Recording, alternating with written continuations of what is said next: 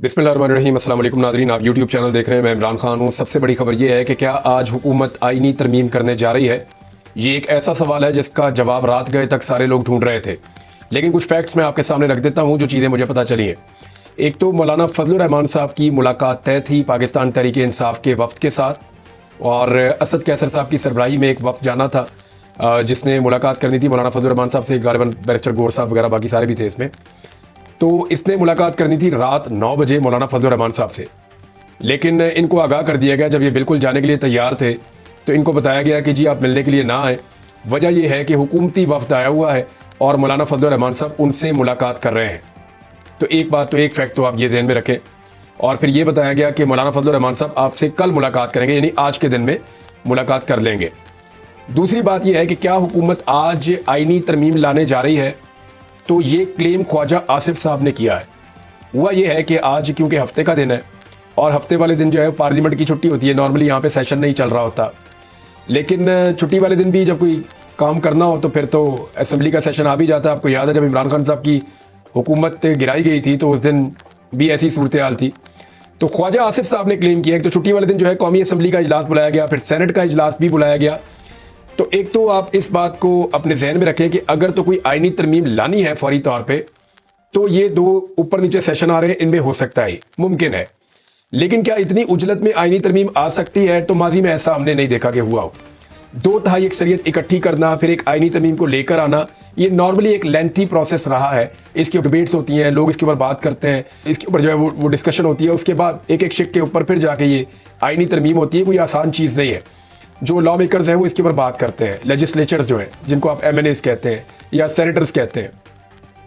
लेकिन पाकिस्तान की तारीख बहुत अजीब है, सियासी तारीख बहुत ही अजीब है। ये चीज़ें अचानक भी हो सकती हैं। ख्वाजा आसिफ का दावा है कि जनाब हमारे नंबर पूरे हो गए हैं, और इसकी बुनियाद के ऊपर उन्होंने ये क्लेम किया कि हम आईनी तरमीम करने जा रहे हैं। जबकि वज़ीर कानून जो है उन्होंने ऐसी किसी चीज़ से लाइल्मी का इजहार किया। उन्होंने कहा जी नहीं, आईनी तरमीम हुकूमत आज के दिन में नहीं ला रही। कुछ लोग कह रहे हैं आ रही है, कुछ लोग कह रहे हैं नहीं आ रही है। पाकिस्तान तहरीक इंसाफ कंफ्यूज है। पाकिस्तान तहरीक इंसाफ को अभी भी नहीं पता कि आईनी तरमीम हुकूमत आज ला सकती है या नहीं।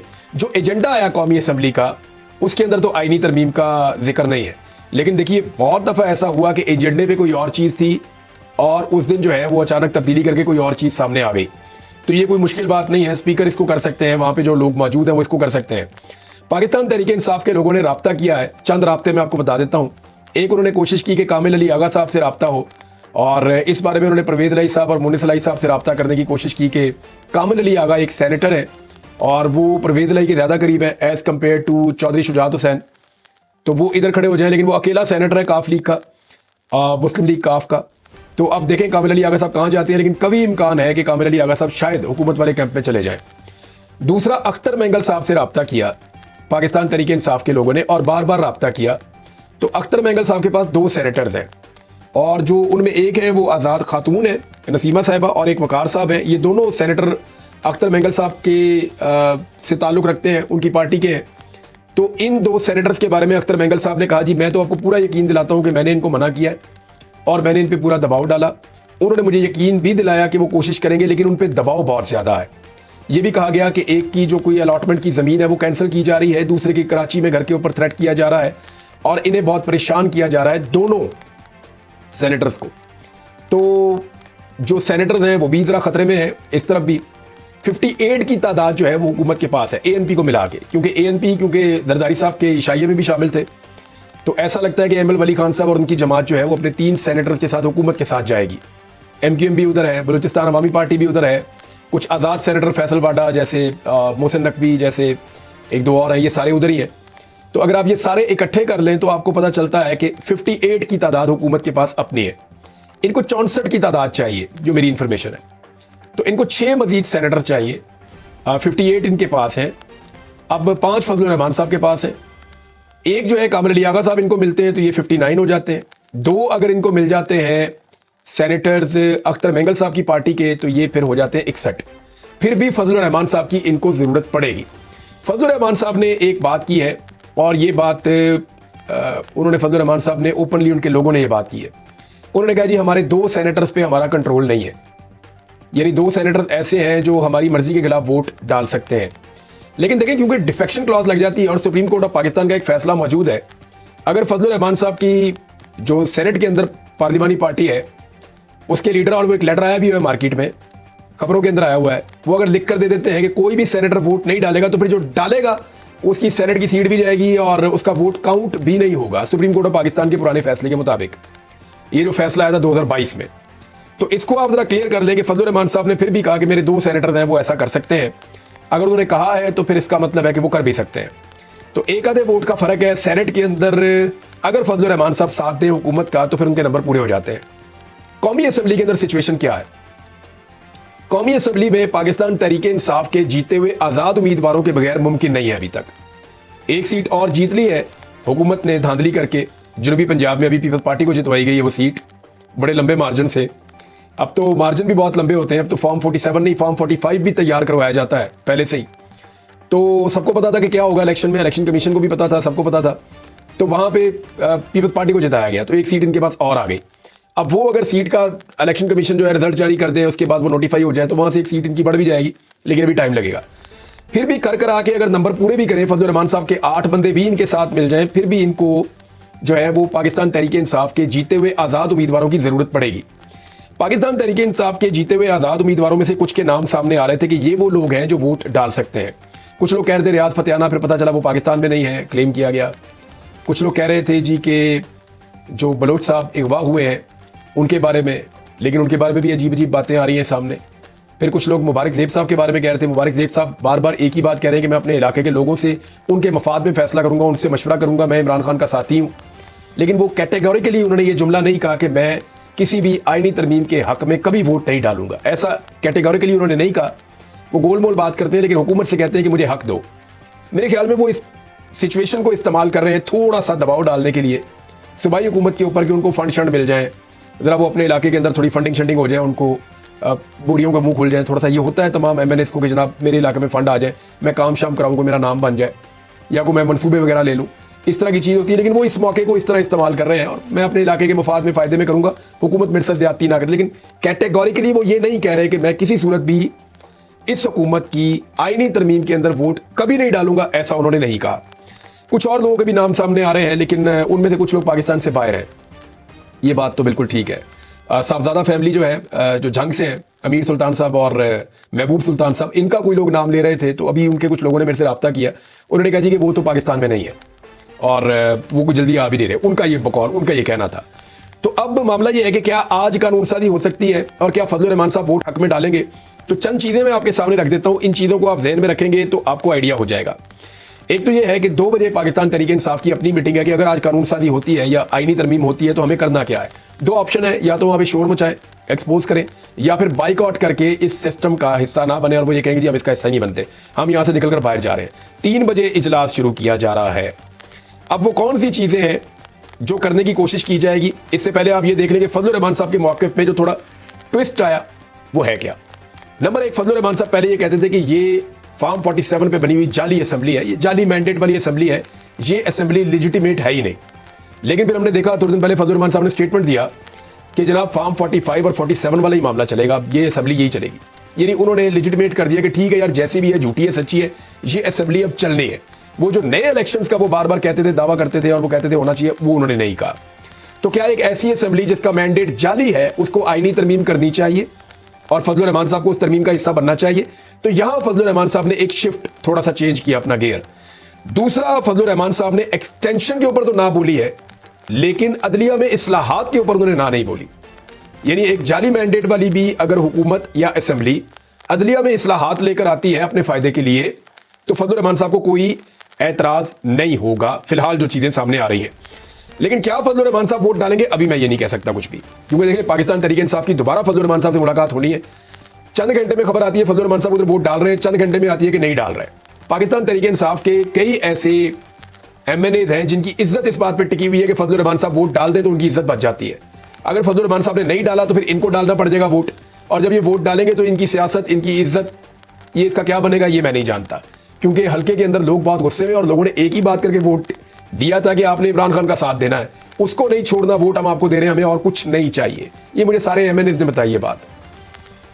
अच्छा, एक और चीज़ है कि ये जो आईनी तरमीम है इसको अभी तक खुफिया रखा गया है। अभी इसके सारे मंदरजात सबके सामने नहीं है। पाकिस्तान पीपल्स पार्टी के लोगों से रब्ता हुआ तो उन्होंने कहा जी हमें तो पता ही नहीं है कि आईनी तरमीम किस चीज़ के ऊपर होने जा रही है। हमने खबरों में ही सुना है, या कोई वजीरों के मुंह से सुन लिया, या कोई इधर से उधर से कोई खबर निकल के आ गई। हमें अभी तक कोई मुसवदा या कोई पेपर या कोई चीज़ या कोई आउटलाइन इसकी नहीं मिली। अच्छा, इसमें क्या क्या हो सकता है अब तक जो दावे सामने आए हैं वो मैं आपके सामने रख देता हूँ कि अभी तक कौन कौन सी चीज़ें इसमें सामने आई। नंबर 1, कादी फायद ईसा साहब की सबसे पहले तो कोशिश ये है कि उनकी एक्सटेंशन हो जाए। और वो ये ऐसे हो सकती है कि कादी साहब ने कहा जी मुझे अकेले को एक्सटेंशन आप ना दे, अगर आपने कुछ भी करना है तो सबकी उम्र की हद बढ़ा दे, सबको मिल जाए तो मुझे भी मिल जाए। तो इसमें एक तो ये कोशिश की जाएगी, लेकिन इसमें फजलुर रहमान साहब ने इनकार कर दिया साफ। फजलुर रहमान साहब अगर इस आईनी तरमीम का हिस्सा होंगे तो फिर ये तो नहीं होगा। हाँ, अगर वो इस आईनी तरमीम का हिस्सा होंगे फिर कुछ और होगा। वो जो कुछ और होगा वो क्या होगा, वो जो सीनियरिटी वाली शर्त है वो उसको खत्म करने पर राजी है कि ऐसा कर लेते हैं कि पहले 3 या पहले 5 जजों के अंदर से हम चूज कर दिया करेंगे। वैसे 5 जजेस का नाम सुना जा रहा है। 5 जजेस का नाम क्यों लिया जा रहा है वो मैं आपको बता देता हूं। जो पहले 3 जजेस हैं ना, मंसूर अली शाह साहब, मुनीब अख्तर साहब और याह्या अफरीदी साहब, इन तीनों के बारे में हुकूमत की राय ठीक नहीं है, क्योंकि ये तीनों वो जजेस हैं जिन्होंने फैसला लिखा मखसूस नशिस्तों का कादी फायद ईसा साहब की राय के खिलाफ। इसके बाद जस्टिस अमीनुद्दीन खान साहब और जस्टिस जमाल खान मंदोखेल साहब, ये 2 जज साहिबान हैं। तो इसमें जो नाम आ रहा है, बहुत सारे लोग ये कह रहे हैं कि जस्टिस अमीनुद्दीन खान साहब को बुलाया जा सकता है, बनाया जा सकता है। गालिबन ये वो जज है जिन्होंने मखसूस नशिस्तों वाले मामले पे इख्तलाफी नोट तफसीली फैसला आने से पहले ही लिख दिया था। तो जस्टिस अमीनुद्दीन खान साहब के बारे में ये क्लेम किया जा रहा है, मुख्तलिफ सोर्सेज ये कह रहे हैं कि शायद उनके लिए ये किया जा रहा है, माहौल बनाया जा रहा है कि जनाब ये शर्त खत्म कर दी जाए सीनियरिटी वाली और फिर उनको लगाया जाए। फिर एक इसके अंदर बताया जा रहा है कि मिलिट्री ट्रायल वाला मामला कि किसका हो सकता है किसका नहीं हो सकता है, इसके ऊपर भी आईनी तरमीम हो जाएगी ताकि सुप्रीम कोर्ट ऑफ पाकिस्तान के फैसले की फिर बाद में कोई ज़रूरत नहीं रहेगी। आज़ाद उम्मीदवारों वाला मामला, जो आज़ाद उम्मीदवार इस वक्त भी मौजूद है, उनके मामले के अंदर एक जो है वो आईनी तरमीम कर दी जाएगी ताकि उनका फ़ायदा उठाया जा सके। और दूसरा मखसूस नशिस्तों वाला मामला जो है उसके ऊपर भी कर दी जाएगी। एक जज की एक अदालत से दूसरी अदालत में ट्रांसफर का मामला जो है ये पहले नहीं होता था, इसके ऊपर भी आईनी तरमीम में गौर किया जा रहा है। सोर्सेज के मुताबिक बता रहा हूँ, अब ये होता है नहीं होता उसके अंदर मुझे नहीं पता, लेकिन अब तक जो जो खबरें रिपोर्ट हुई जहां जहां से हुई वो सारी इकट्ठी करके आपको बता रहा हूँ। एक तौहीन अदालत को खत्म करने का हुकूमत फैसला कर रही है कि अगर हमने कोई केस आया, उसका एक फैसला हुआ, हमने अमल दरामद नहीं किया तो हमें तौहीन अदालत ना लग जाए, जैसे यूसुफ रज़ा गिलानी सब घर चले गए थे। जजों की तकर्री का तरीकाकार जो है उसको भी तब्दील किया जाएगा और इलेक्शन कमीशन के हवाले से कुछ तरामीम की जाएंगी। मखसूस नशिस्तों वाला मामला इसी में आ जाएगा ये सारा।